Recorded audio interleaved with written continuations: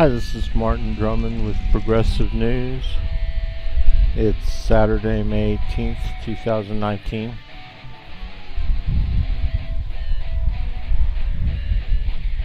Population, nobody's forcing that population to access Facebook. They're doing it of their own free will. So Facebook's got some good ground to stand on. This is the libertarian fallacy. Jesse, you know I love you. Watch your show every week or whatever if you're not on 3 months vacation like you recently were. But anyway. So, do I really have a choice of using Facebook? Is Facebook somehow entitled to be the only... I mean, there's no competition, right? There's no other Facebooks. There was, before Facebook, MySpace, but it was owned by Richard Murdoch. I mean, that's the reason that everybody flocked to Facebook. All I'm saying is Facebook isn't anything special, right? It wasn't created out of anything except for the need, right? So the people needed a way to search for their friends online, search for their old friends online. They needed a way for kind of like an enhanced email, and we all knew how it would go. I mean, it's not like we didn't understand the fact that, well, what we need is a way for us to find our friends and stuff like that. And then all the Facebook did was reacted to that.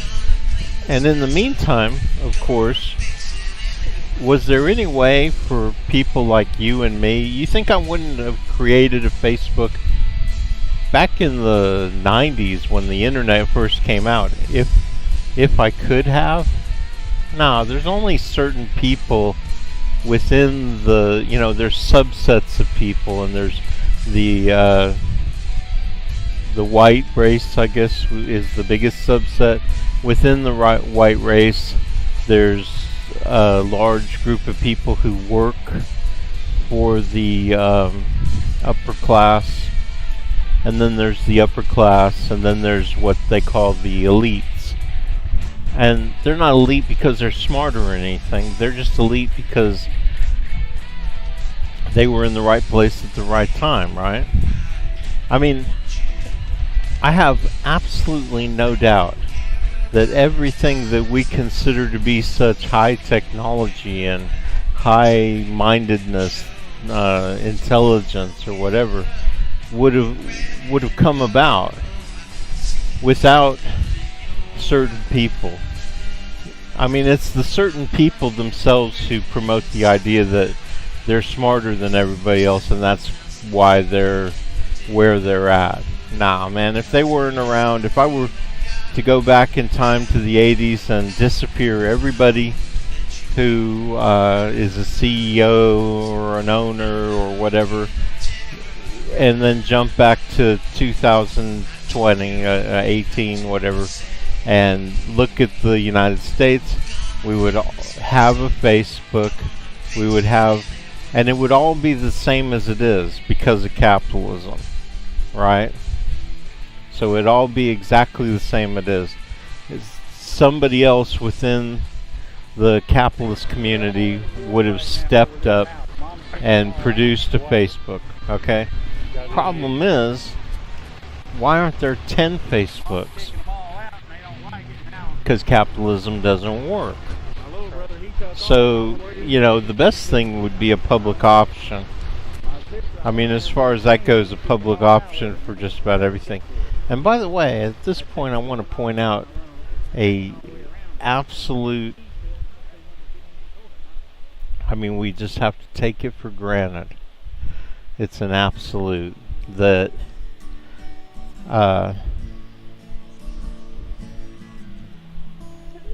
technology, well, let's put it this way, like when I was 20, back in the 80s and 90s, I used to say, well, on top of health care and housing and, the necessities of life, a VCR. Why? Because entertainment is necessary to our psychic health. And in a world where people have stuff, a material world, it's cruel for some people to have something and other people's not to be allowed to have it. But to a greater extent, like I said, we do need it for our psychic health. I think that during my massive 10 or 15 years of education, I learned about how play is a necessity for healthy human mind. Play, but I'm going a little too far there, because Facebook isn't play. I mean, it's something that we need socially. We need, like, for our hive, we need to be able to communicate with people. We need to be able to find our old friends. And all of this is crushed by the people on top, because they don't like any organization below them. All they want is their organization, and they organize to protect their wealth. And Facebook is the same thing, And by the way, what they're going to get into here and Jesse Ventura is right on what he's doing here, beyond what he just said, because he made a mistake where he said that we have a choice. We don't have a choice. We really don't. I mean, I can show you. I'm trying to develop this thing called Mastodon, but it's more like Twitter, and I can't find my friends. So it's not working yet. I'm still working on it. I'm still trying to find other platforms, but I haven't found one yet. So there isn't any. So we don't really have a choice. Now, as far as what the segment's about,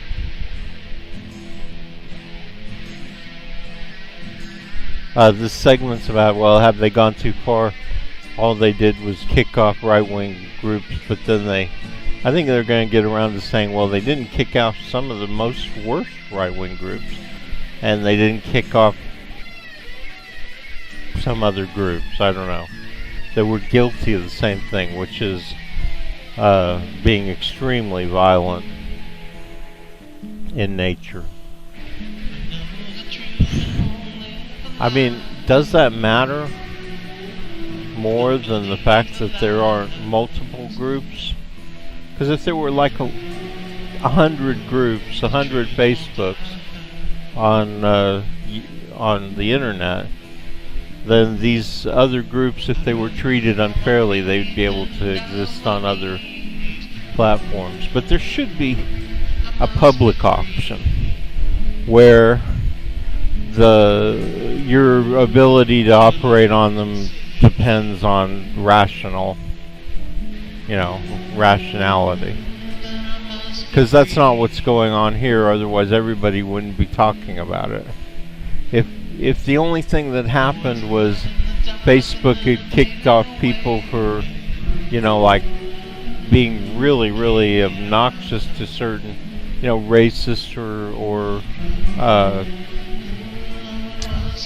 promoting violence against, say, black people or women or animals or something like that, then it wouldn't be an issue, right? Not if it were handed out evenly. And I don't know why, but I feel like a public group, a government-run group, where there were lots of people involved in the decision-making, would produce a rules that would be handed out evenly. Could I be wrong about that? Possibly, but I don't think I am. There'd be too much scrutiny. And there's no scrutiny at Facebook, right? This is the problem. I mean, this guy Zuckerberg, he's just a little fucking dictator. And he may be a good dictator, I don't know, because he's never done anything that I've perceived as being horribly biased. But he probably does. I don't know. I mean, how can I... this is another example of exactly what I'm talking about. Is because it's a private corporation, we don't get to see what's going on. I mean, this guy isn't even from Menlo Park, and yet he's set up there. You know, I'm from there, and I can't even live there. It's just too expensive. It's a whole elitism kind of thing, right? So, I basically covered it now. So, this is Martin Drummond. Thanks for watching my show.